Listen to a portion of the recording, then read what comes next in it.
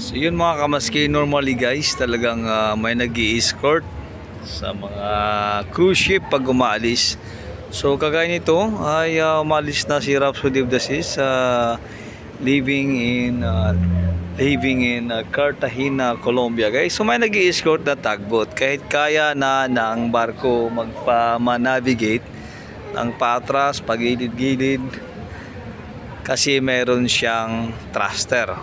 Pero meron pa rin siyang nag-i-escort just in case na masamang panahon. Kahit hindi, pero talagang protocol nila yan guys. Ayan medyo pumagilid na si kasi nga nasa critical area na yung dadaanan. Kaya ganito, so dadaan na yung barko dyan. So medyo mahirap na kaya kailangan naka-pwesto ng ating mga nag-aabang na nag-subaybay namin, sumusunod na mga tugboats.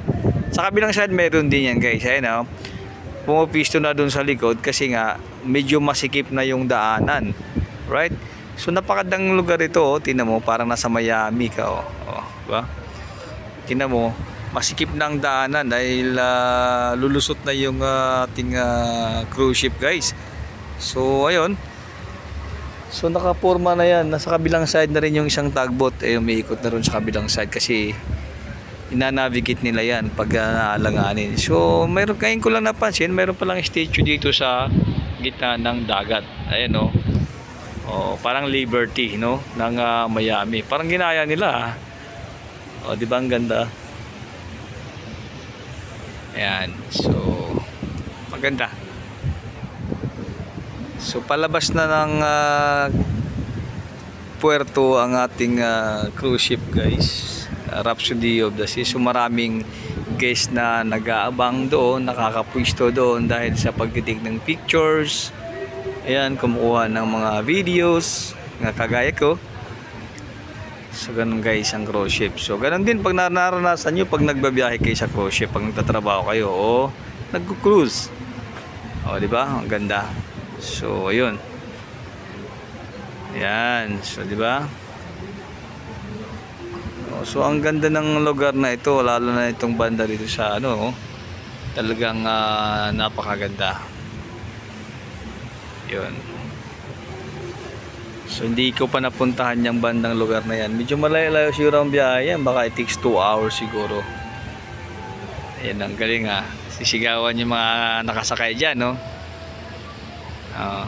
may music sila doon sa loob. Di ba? Ganda. Yan. So magandang lugar guys. So yun. Tsaka dito na tayo, palabas na tayo. Parang kay Madila na at Lapu-Lapu na ayun di ba? Nabangka. So ayun guys, so flex lang sa inyo yung kagandahan ng lugar na ito. Yeah. So MB Muskie BTV.